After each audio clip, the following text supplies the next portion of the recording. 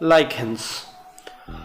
Lichens look like single organisms, but actually they are dual organisms.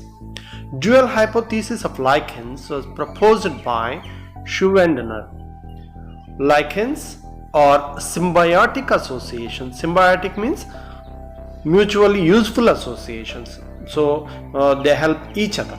And the symbiotic association occur between two organisms. One is algae and another one is fungi. The algal component is known as what is called phycobiont, and fungal component known as mycobiont. And phycobiont is a autotrophic one which prepares food, and the other fungal component is a heterotrophic one. Okay, algae prepares food for fungi, and fungus provide shelter and mineral nutrients and water for its partner. The relationship is known as helotism. That means the relationship between algae and fungi is known as helotism. What is helotism? Helotism is nothing but a symbiotic relationship where one organism function as a slave of the other. Okay, the majority lichens are made up of ascomycetes and blue-green algae. Okay, now let us see occurrence of lichens, where actually these lichens are present. Saxocolus, the first one, which grows on rocks. Corticolus grows on tree bark, and terricolus grows on soil. Lignocolus growing on wood. So these are the occurrences of what is called lichens. Well, on the basis of morphology, lichens are divided into three different types. One is going to be crustose lichens. This is crustose lichens, and another one is going to be foliose lichens, and the third one is going to be fruticose lichens. Fruticose lichens. So three types of lichens are there, that is classified based on their morphology. Let us see the first one, crustose lichens. They live as crust over soil, rocks, and branches of tree. Example, Graphis, Lecanora, Rhizocarpon. So these are the lichens come under crustose lichens. And another one is foliose lichens. These are called leafy lichens. Example, Parmelia, Peltigera. So foliose lichens are attached to substratum by means of rhizinae. Finally, fruticose lichens. Lichen having a branching form and growing either prostrate or erect on the ground. Examples are going to be Cladonia, Usnea. So these are three types of lichens on the basis of morphology. One is crustose, foliose, and fruticose lichens. Let us see how it appears like.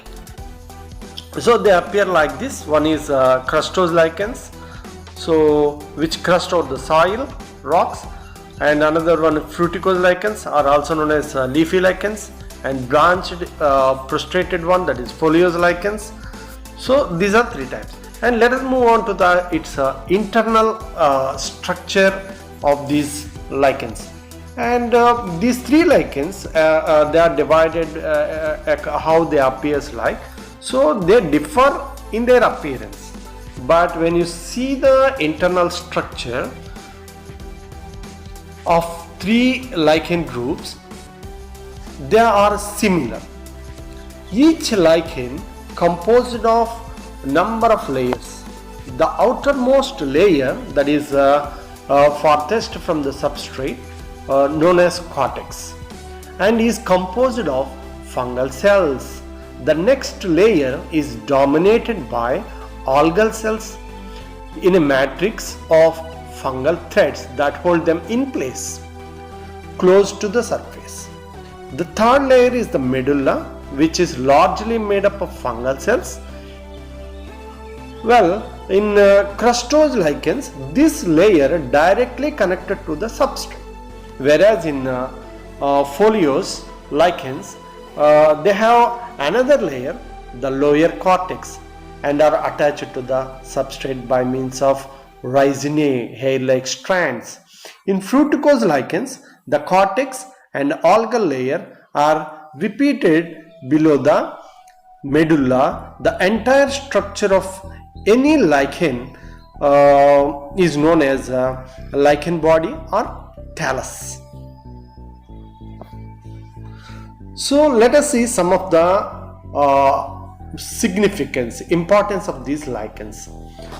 So this first one is going to be, these are act as pioneering species. What are pioneering species? They are the first species that occupy a barren land. So these lichens are pioneering species of barren, dry and naked rocks, cliffs, mountains and new terrains. During their growth, lichens etch the rocks and cliffs by secreting acids. This is important. It produces minute crevices where organic matter accumulates. It paves the way for the growth of mosses and grasses. And another one is, they are pollution indicators. Lichens are very good pollution indicators. They do not grow in polluted areas. Decrease in lichen pollution of an area is an indicative of air pollution, particularly SO2, sulfur dioxide pollution. So forest fires during hot summers, Usnea may produce forest fires. And remaining thing, they damage buildings. This is another disadvantage I am explaining you. So in humid areas, lichens can grow on buildings by their etching activity. I already been told that these lichens produce acids. So by this acidic nature, so buildings are damaged, and we can able to prepare dyes from oricin. A biological strain is obtained from Rossella tinctoria, and perfumes, scented incense is got from Ramalina and Pamia, and some of the medicines also prepared from these lichens. Usnic acid got from Usnea, and Cladonia has antibiotic properties, and it is used in the preparation of ointment for